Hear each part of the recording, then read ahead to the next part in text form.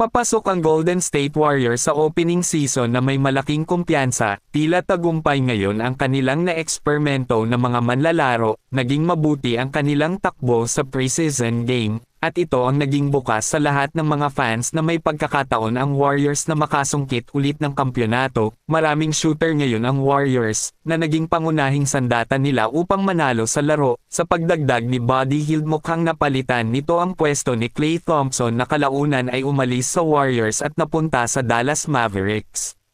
Naging mabuti ang pagganap ni Buddy Hield sa preseason at marami ang umaasa na ipapatuloy niya ito sa pagbubukas ng season at sa dulo ng kampanya ng Warriors ngayong season, katulad nga na sinabi noon ni Draymond Green na naniniwala siya na isa paring malakas na roster sila na kayang sumungkit ulit ng isa pang kampyonato ngayong season, at mukhang totoo nga na malakas pa rin sila dahil sa magandang ipinakita sa preseason game.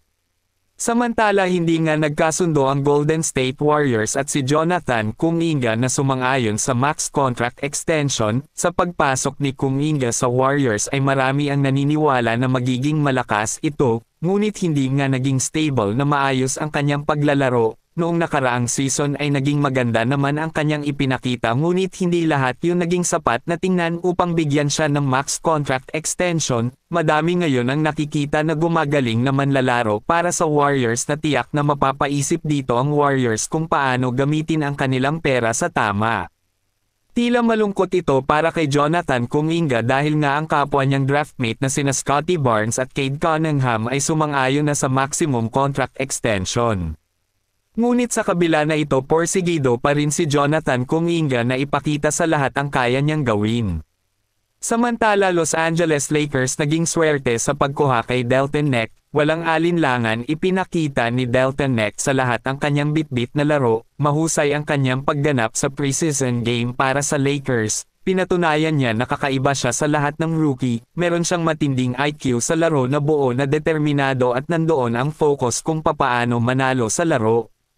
Walang alinlangan, pinabilib niya nga ang lahat, lalo na si LeBron James at itong si Anthony Davis. Sa kabila ng kanyang pagpapakita ng magandang laro, tila ang naging tumatak sa lahat ang laban ng Lakers kontra sa Phoenix Suns na naging hiyawan sa kanya ang mga tao sa loob ng arena. Sa laro umiskor siya ng 35 points, best points iyon para sa kanyang paglalaro sa NBA. Gumawa siya ng 8 3-pointers at siya ang dahilan para dalhin ang laro sa overtime. At sa overtime ipinagpatuloy niya ang mainit na laro, siya ang naging bida sa naganap na laro, kaya sa pagbubukas ng season para sa Los Angeles Lakers ay tiyak na mabibigyan ito ng playing time ni Coach JJ Redick.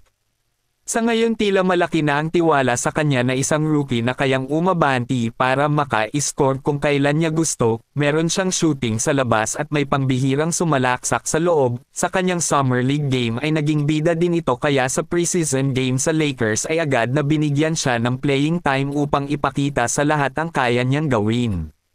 Sa pagbubukas ng season para sa Los Angeles Lakers ay kaabang-abang ito, na marami talaga ang naniniwala sa kakayahan ni Dalton Neck at pinaniniwalaan na ipapatuloy niya ang magandang laro para sa Los Angeles Lakers.